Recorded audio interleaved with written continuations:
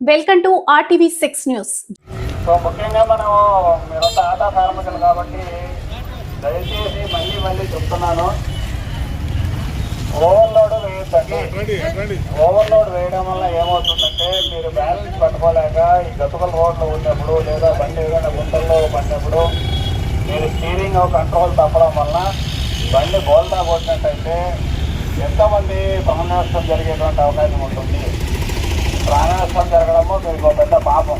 ఎందుకంటే నలుగురు ముఖ్యమైన వ్యక్తులు చనిపోతే కూడా ఆ నలుగురు ఫ్యామిలీలు కూడా జీవితకాలము మిమ్మల్ని తిట్టుకుంటారు. ఈ ఆటో ఇట్లా నడిపి ఎట్లా పడేసాను. కాబట్టి దయచేసి పైగా ఆటోకు ప్రమాదం జరిగేటువంటి అవకాశం చాలా ఎక్కువ. ఎందుకంటే 3 చక్రాలు చేయడం కష్టము. కాబట్టి తొందరగా పడిపోయేటువంటి పరిస్థితి ఉంటుంది. కాబట్టి దయచేసి మీరు మరీ గుర్తుపెట్టుకోండి, ఈ ఓవర్లోడింగ్ వల్ల చాలా ఇబ్బందులు ఉన్నాయి. మీ బండి డ్యామేజ్ అవుతుంది.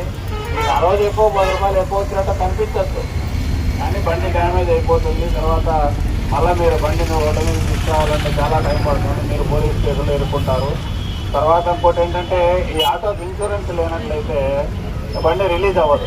అంటే ఒకసారి బండి యాక్సిడెంట్ జరిగిన తర్వాత పోలీసులు మేము బండి సీజ్ చేస్తాము. సీజ్ చేసిన తర్వాత మీకు ఇన్సూరెన్స్ లేనట్లయితే అంటే ఎట్లా, మీకు డ్రైవింగ్ లైసెన్స్ లేకపోయినా ఇన్సూరెన్స్ రాదు. ఒకవేళ ఇన్సూరెన్స్ ఉన్నా కానీ బిజినెస్ సర్టిఫికేట్ లేకపోయినా మీకు ఇన్సూరెన్స్ రాదు. కోర్టు మీ బండి రిలీజ్ చేయదు.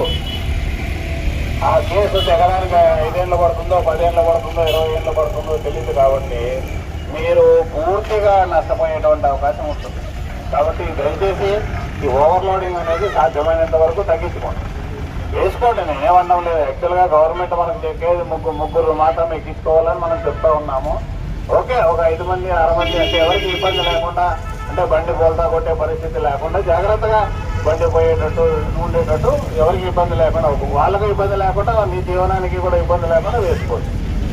అదేవిధంగా డ్రైవింగ్ లైసెన్స్ కంపల్సరీగా మీరు తీసుకోవాలి. ఎందుకంటే మనకి ఇక్కడ ఆఫీస్ ఉంది, పెద్ద ఇబ్బంది కూడా ఏం లేదు. మీరు ఆన్లైన్లో డ్రైవింగ్ లైసెన్స్ LLRకి అప్లై చేసుకున్నట్లయితే మేము LLR ఇస్తూ ఉన్నాము.